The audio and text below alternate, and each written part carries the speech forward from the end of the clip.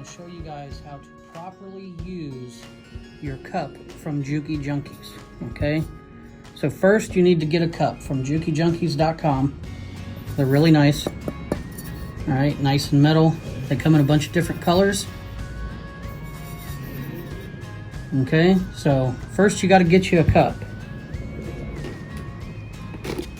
Then you got to put some ice in it.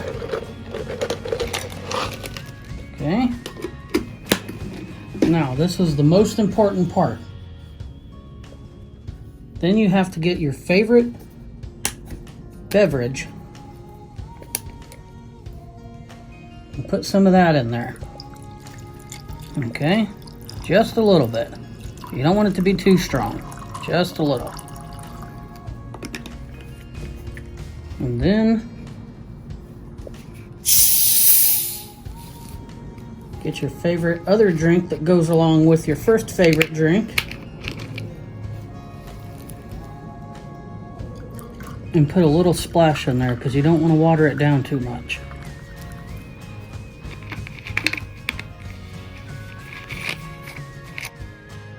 And that's how you properly use your Juki Junkies cup. Cheers.